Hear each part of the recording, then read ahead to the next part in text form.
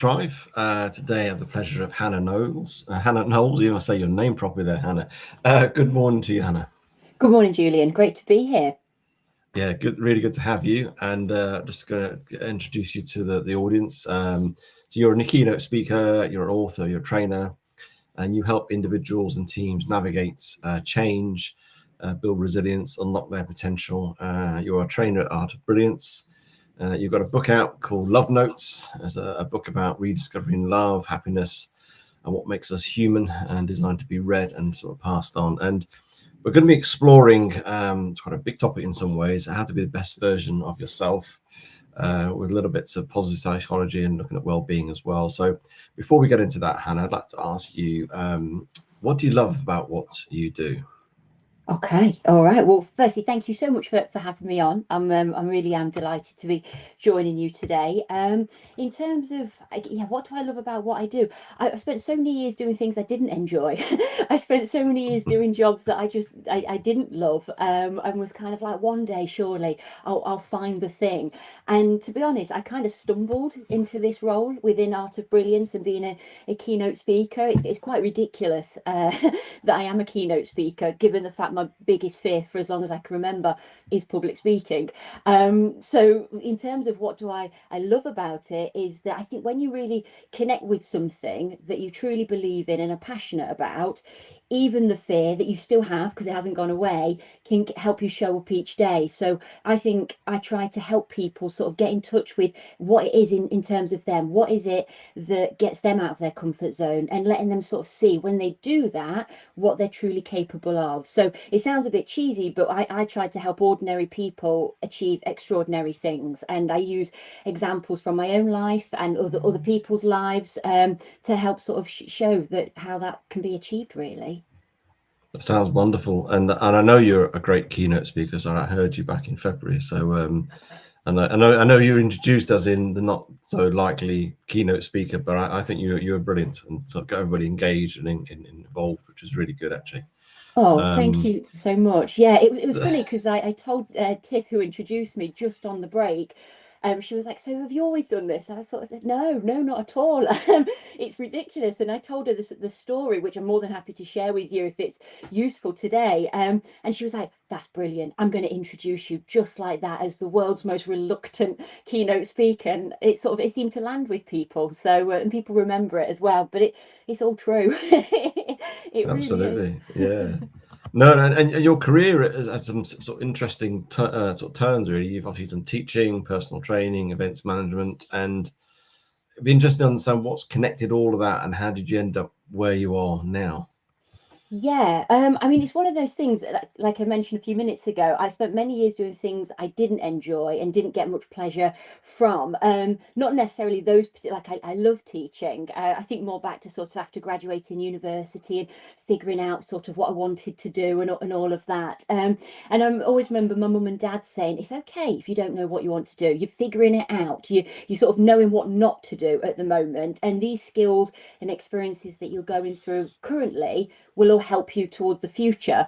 And like when you're sort of 21 and hearing that, you're like, yeah, okay, sure, mum, sure, dad. But it's absolutely true. It's sort of the beauty of being able to look back and connect the dots and think, yeah, okay, that time when I worked at Tesco for 18 months to fund a traveling around the world, yeah, I didn't enjoy any of it. But goodness me, I learned a lot in those 18 months from the people I worked with and the experiences that I had. So I feel at this point where I'm at now in my career and life, it's kind of just been this sort of build up of all these past experiences, previous jobs, life experiences, personal things that have gone on that have allowed me to get to this point and be able to share parts of my story with people, and hopefully it connects with others. I think the big sort of real moment for me was when I was teaching. It was taught in primary school for a number of years, and I was in early years, so foundation or reception, sort of like whoever's listening to this, what it means to them, but basically 4-year-old children.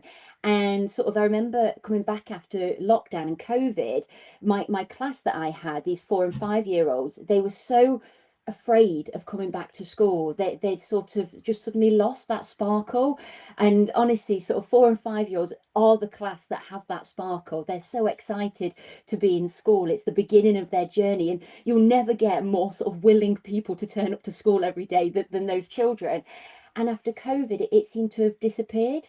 And I just thought, that's not right. Like, there's got to be something we can do to help these young people sort of fall back in love with wanting to come to school and education. It's the beginning of their learning journeys. So I sort of started researching lots of different wellbeing programs and companies that were sort of out there that might be able to help young people get back into sort of being the best version of themselves, I guess. I didn't realize it at the time, in getting them to want to come back to school.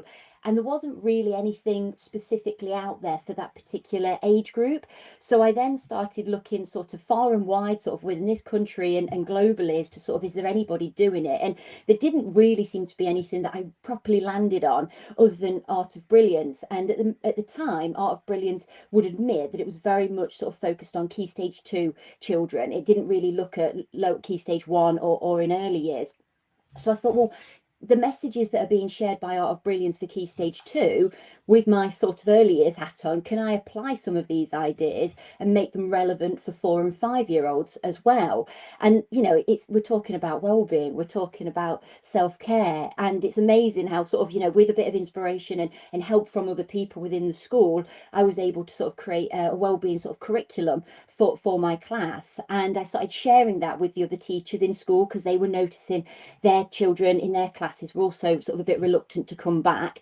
And they were like, oh, this would be really good if we could do something across the whole school. So then we sort of brought the head teacher in, who was fantastic and really embraced what we were trying to do. He was an Art of Braille sort of fan. He'd seen sort of, I think, some of the training before and read some of the books. So it wasn't too hard of a sell, thankfully. And he sort of trusted me and sort of said, okay, go for it with your class, but I want you to go whole school. Can you create this wellbeing curriculum for the whole school? And that's what we did. We spent sort of just over an academic year sort of around this wellbeing curriculum, along with all the other, the national curriculum and all the other things that we had to do as teachers. But during that year, I kind of, a part of me just came alive that I don't think I realized was there. It was suddenly like, I love teaching, but I love this so much more. I love sharing these messages with the young people that were in school, but also sharing them in staff meetings and sharing them with parents and governors and the local community as well. So then by the end of the year, Andy Cope, who set up Art of Brill, we got in touch with him, and he came along and presented us with an Outstandingly Happy School Award, which is like a banner that we put on the school gates with pride, and sort of wrote up a report to say, that we were this outstandingly happy school. It was featured in like the local press and things like that, which was really nice. And it just really was the start for me of being like, oh my gosh, you can do this. Can I do this full time? So then when I sort of started looking at what next year's wellbeing curriculum would look like, my head teacher, bless him, he sort of was like, oh, I think we've done the wellbeing thing now, Hannah. I was like, oh no, how can we have done it? It isn't a tick box. We know wellbeing isn't a tick box and exercise. And I just felt in that moment, from being so lit up and fired up for a year, that one conversation, it was suddenly like, oh, that's it then, is it? So thankfully it wasn't it, because at the first time ever, Art of Brilliance were actually advertising for a school team that they were creating. They hadn't had one before, so they sort of sent out sort of a request, if you're interested, send us some videos of you presenting, and let's see if you can join the team. So they asked for one video, really. I sent them four, because I'm keen and I really wanted the job, and thankfully got it. And then since then, kind of started very much within that school team, working just with them pupils and staff, and have now, since sort of 4 years on, now work sort of across all different sort of spectrum within sort of business, the NHS, sport, anything really. I love it to bits. Wow, and it's wonderful to hear that it was out of your desire and passion to see the well-being of those kids sort of rise up, I suppose, and out of that you realised that's your thing. That is your thing. Yeah, And it was when it was accidental. almost going to be taken away from you, like you're not going to do it again next year, like really? It's like, my goodness, that's Yeah, amazing. it was a real sort of moment, like, oh my gosh, this was I think it's funny, isn't it? It's often sometimes when you're about to lose something or you've lost it, do you suddenly realize just how important that thing is? It's Mm. and it was in that moment where it was all going to suddenly be taken away that I was like, oh no, I don't want to let this go. I really don't want to. So I sort of clung on, and I found a way to sort of make it work, and now I get to do it every day, which I love. Fantastic stuff. Now we're talking about being the best version of ourselves, and I'd just like to understand from you, what does the best version of ourselves mean to you? It'd just be good to get that perspective on it from your understanding and experience. Yes, absolutely. I mean, I think this whole sort of best self, it's different for everyone, isn't it? One person's version of best self is different from another person's. So for me personally, I have certain practices and things I do to try and get into sort of that best self mode. But ultimately, for me, best self is about being present. It's about showing up and being really in the moment with people. I think that is honestly the greatest gift you can give people, is sort of living in this busy, distracted world that we're in. There's a lot of things fighting for our attention.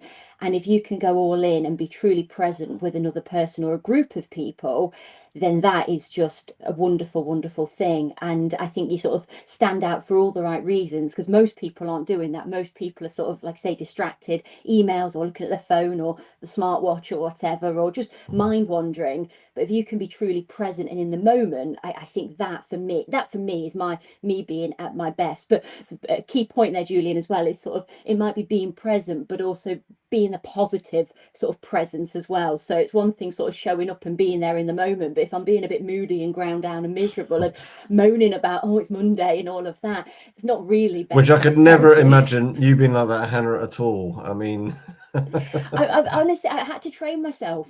I really have. Like, I really have had to work at it, because, as you know, with your background and the people that you speak to, that all of us have got this negativity bias baked into our operating yeah. system. So everyone on the planet, our default setting is technically negative. So it's like, it's really good negativity bias in terms of sort of avoiding the bad things, because one of the brain's main functions is to keep us alive and allow us to turn up tomorrow. So in order to do that, it's got to avoid the bad stuff, the danger. So it's very Mm. useful for survival. But in terms of showing up at our best and having more good days than bad ones, it gets in the way for most people. Because for me, negativity bias creates a bit of a tunnel vision, where you just sort of focus on the bad thing. And it's sort of, it doesn't take sort of anything major to ruin someone's day. It could just be one thing. It could be somebody cutting you up in traffic. It could be sort of getting caught in a rain shower without a coat or an umbrella. It could be an email from somebody or a comment on social media. It doesn't have to be anything huge, but it can just be that one thing. And then we sort of hang on to it, and then it kind of snowballs sort of throughout the day. And then weirdly, it then becomes the thing that kind of defines our day. So then when we get home at the end of the day and let's speak to the people that we love and care about most in the world, and they ask you, how was your day?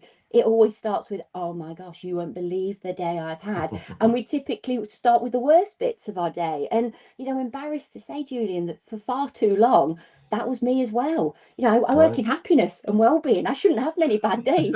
But because of negativity bias, I found them. Always, always did. And it's about how can we train our brains to sort of start seeing the good stuff that's out there. And believe me, when you do that, and I've got some tips and tricks I'm happy to share with you and the listeners about that.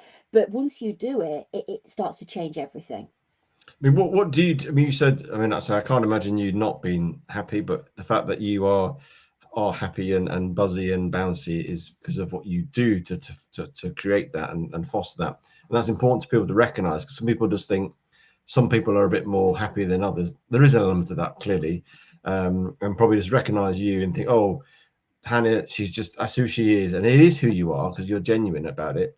But you're doing things to help you do that, and it would just be good to know about some of the practices that you do that on a daily, weekly basis that help you keep that steering away from the negative bias that we have in our brains.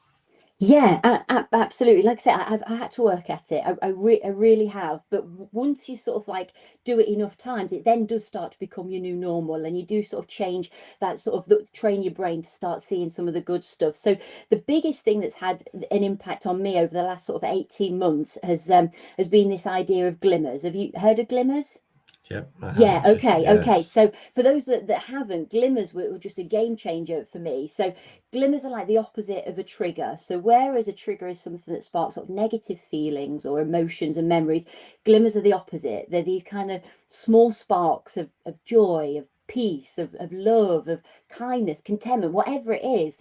And they're happening all the time. But because of this negativity bias, we're missing them. So, but once you get your eye in, you'll start to see that glimmers are sort of everywhere, but they're these tiny little moments. So it can be sort of the feel of the sun on your skin, maybe not this summer because it's been far too hot, Julian, but sort of typically, sort of the feel of the sun on your skin's nice, or that first sip of coffee in the morning, or a big slice of cake. That's usually a glimmer for me, or your children laughing. What it's like I say, different for everyone. But once you start seeing them, then you'll realize actually these small little moments are happening throughout our day, and that actually can just bring you a little moment of just calmness amongst the chaos, or a little smile to your face when somebody's even cut you up in traffic and you think, oh, could have a bad day here. And why they've had such a big impact on me is, like I say, I used to walk in the door and sort of talk about the worst bits of my day with my family, who I love and care about most in the world. And for the first 30 minutes, without realizing it, I'd kind of brought sort of a bit of a bad atmosphere to the home environment by talking about the bad stuff that had happened. But not anymore, because now I've shared the idea of glimmers with my family. The question I'm going to get asked at the end of every day, whether that's coming home from sort of being out or sort of logging off Mhm. after working at home, will be, what glimmers have you experienced today? So we're still checking in with each other. We're still asking each other how our days have been, but we've just kind of upgraded the way we're asking that question. And once we do that, we get a very different response, because it means today I'm on the hunt. I'm looking for the good stuff. I'm looking for those small little micro moments. And it not only have I noticed it having a real positive impact on how I feel and go about through the day, but it was also incredibly contagious with my family, because Mm. it was almost like we were like, instead of playing top trumps of who's had the worst day, it was suddenly like, oh my gosh, let me tell you what glimmers we've had today. And we're focusing on the best bits. And we were suddenly sort of this buzzing energy and sort of aliveness to the first 30 minutes of the evening, and getting really excited to share the best bits of our day with the people that we love the most. So as I say, it's a small thing, but it's really had such an impact on me. And when you're going, obviously, because you got this sort of check-in at the end of the day type of thing, which creates a nice sense of accountability in a nice good way. Are you then throughout the day having this proactive mindset of looking for the glimmers? And when you get those glimmers, whether it might be just be the warmth of the sun on your arms, do you sort of take a moment to sort of dwell on that glimmer?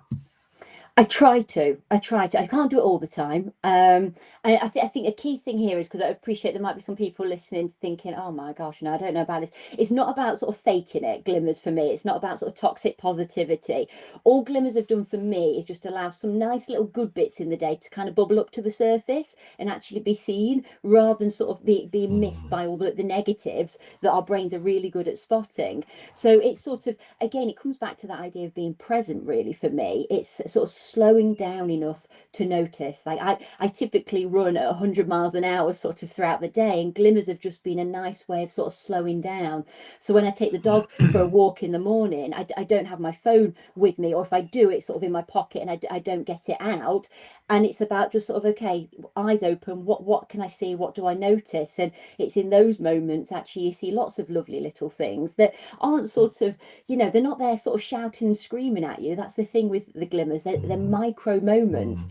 But if we're sort of, distracted looking at our phone or sort of looking for the bad stuff, they just go by. And glimmers have just been that way of actually, there is some good in the world. There is some nice little moments, even if it is just for the briefest of moments.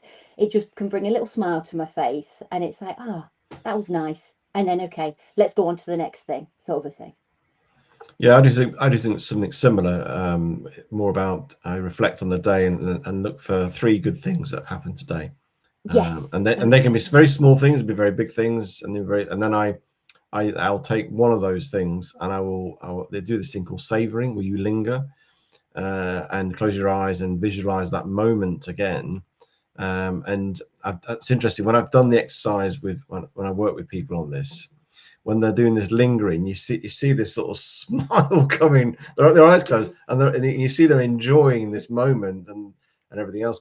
And it's a way of, and there's lots of research that if you do this every day, You'll shift your mood. You'll start to see a lot more positivity than you didn't see before, and you start to notice things because you're training your brain. You're rewiring your brain to see the good stuff, because there's a lot of good stuff going on in our lives.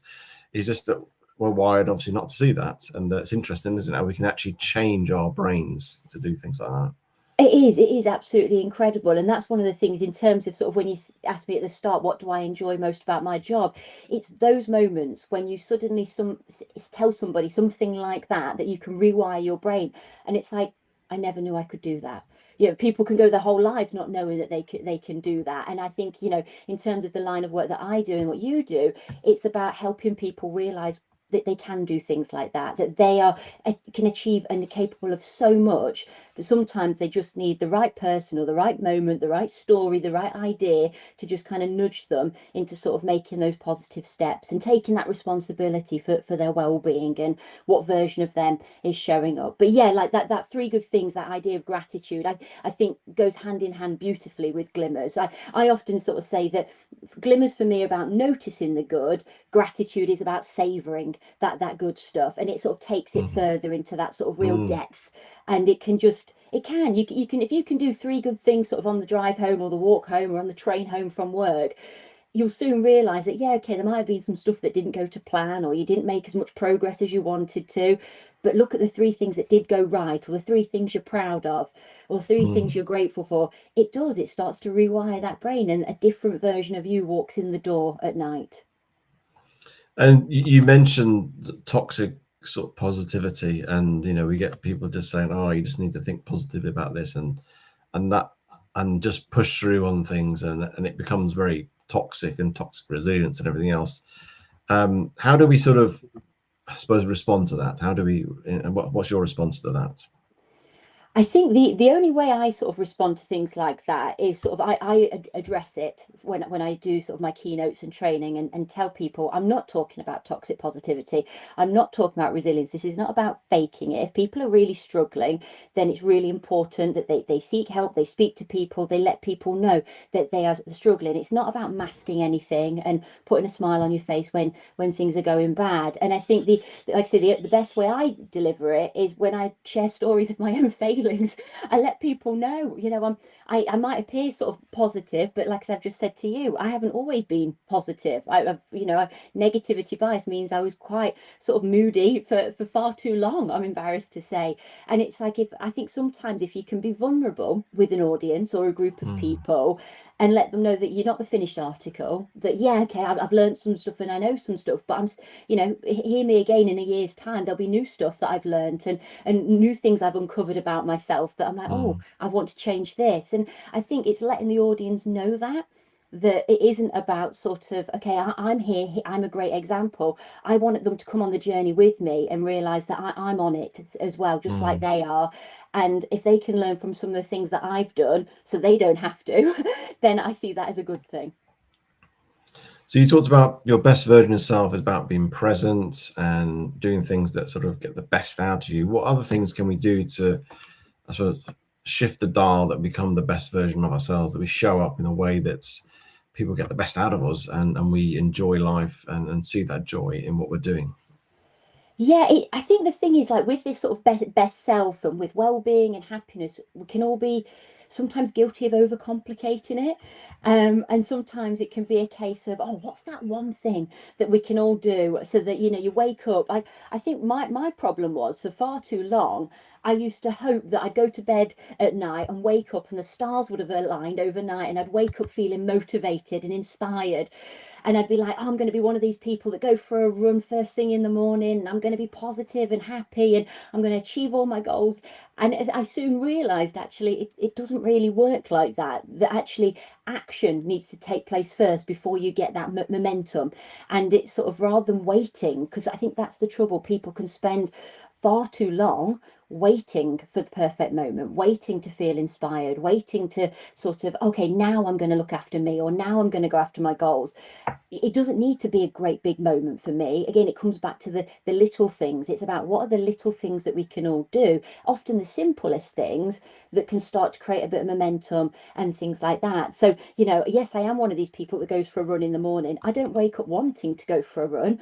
I get myself out there and I do it. I mean, I know you're into your cold water.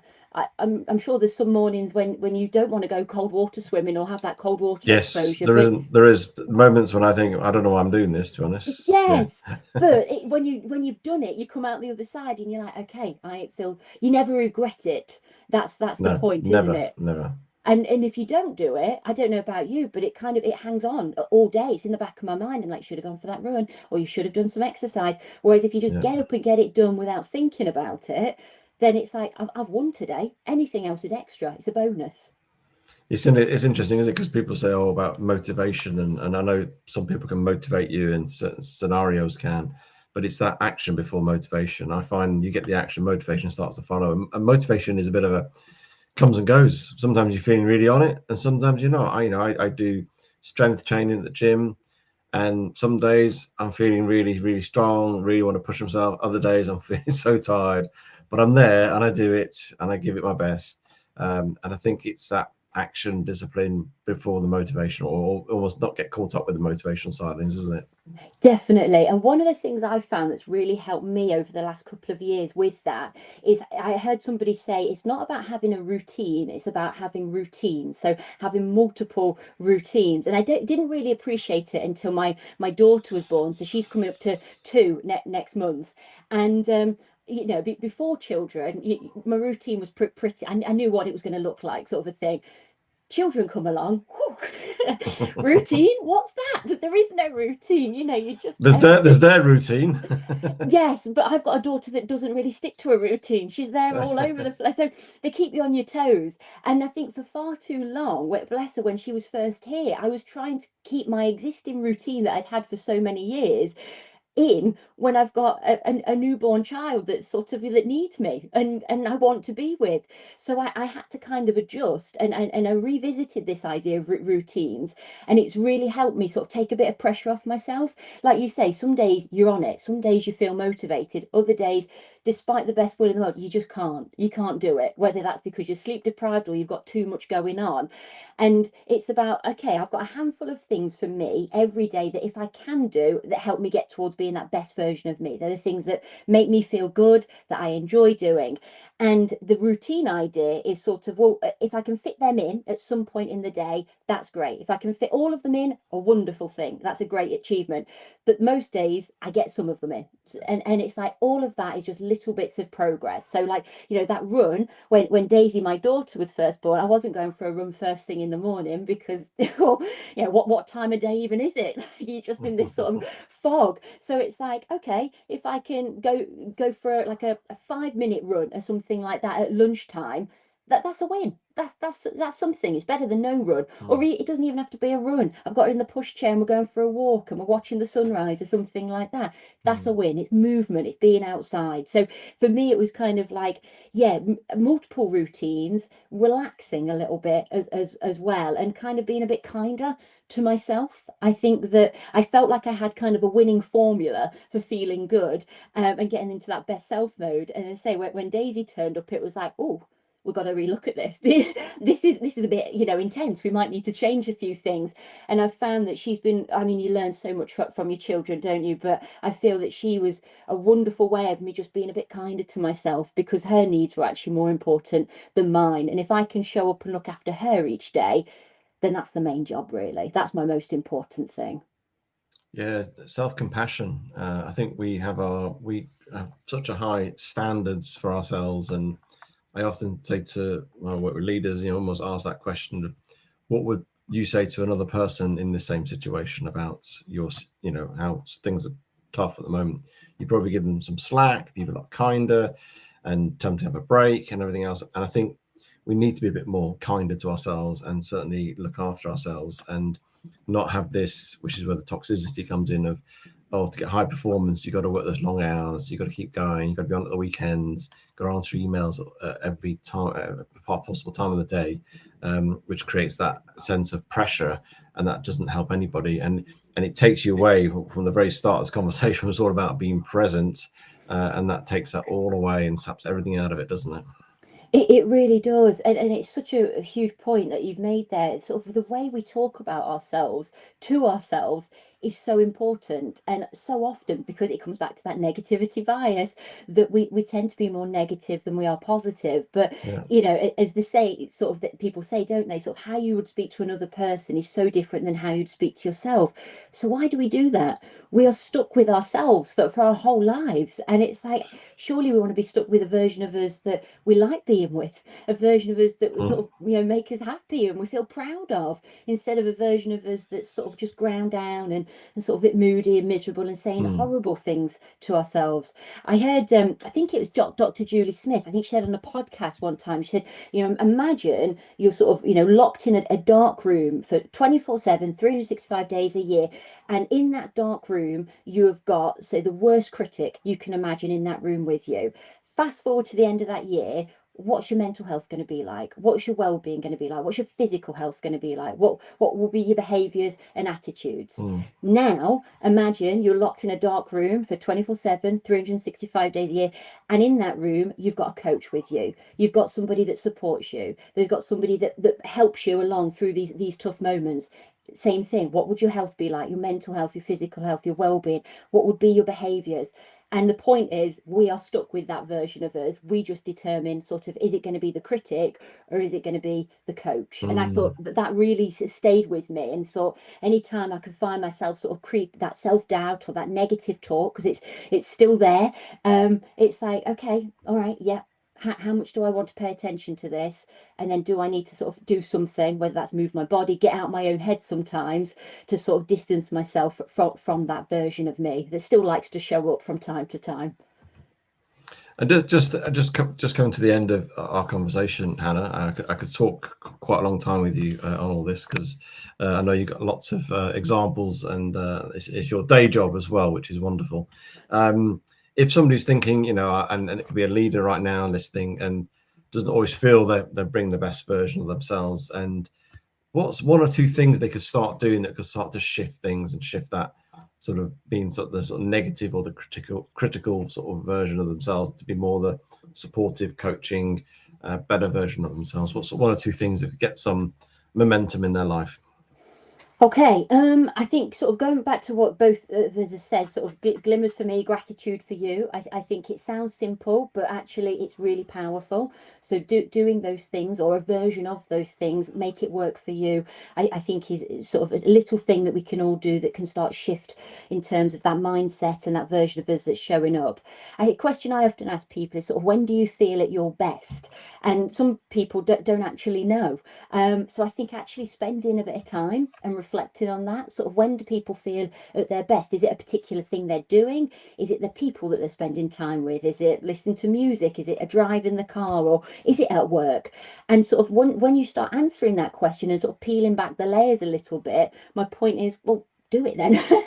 See if you can do that a little bit more. And I think it's about sometimes giving ourselves permission to sort of, you know, like I say, be kinder to ourselves, but also to do the things that we enjoy a little bit more. Unfortunately, the narrative out there is sort of that self-care is selfish. And I sort of share with leaders and teams of people that I work with that actually self-care is the least selfish thing you can do, because a leader that looks after themselves they'll be showing up in that best version of themselves, but also enable other people in their teams and the people that they're interacting with to be their best selves too. But it starts with you sort of knowing sort of what makes you happy, what are the things that allow you to be that best version of you. It doesn't even need to be happiness, Julian, to be honest, because again, that's different for all of us. But what are the things that bring a little bit of joy or positivity in life, and allow yourself to do them a little bit more often. Yeah, no, it's that leader looking after themselves, and I know that's a sort of cliche, almost put your oxygen mask on first mindset, but it's a good example and a good analogy to think about. Look after yourself before you can look after other people, or care for other people, or lead other people. is really, really important. I've really enjoyed our conversation, Hannah. I do love your energy. I do love how you're sort of passionate about this. If people want to get in touch with you or connect with you, what's the best way of doing that? Yeah, so I'm on social media, so LinkedIn. Just look for my name, Hannah Knowles. I'm on there. I'm also on Instagram, which I think is AOB_Hannah. And then my email address is hannah@artofbrilliance.co.uk. But if you just head over to the Art of Brilliance website, you'll find me on the trainer page there, and see all the different workshops and keynotes that we offer. I mean, we've got lots on there, but I guess the main point that I always say to audiences is that despite all of the different workshops, we do have kind of one aim, and that is just to try and help people feel a little bit better each day. That's what I try to do with my keynotes and workshops, and hopefully this conversation as well. Brilliant. Thank you very much for your time, Hannah. Thank you so much for having me. Hope to do it again soon.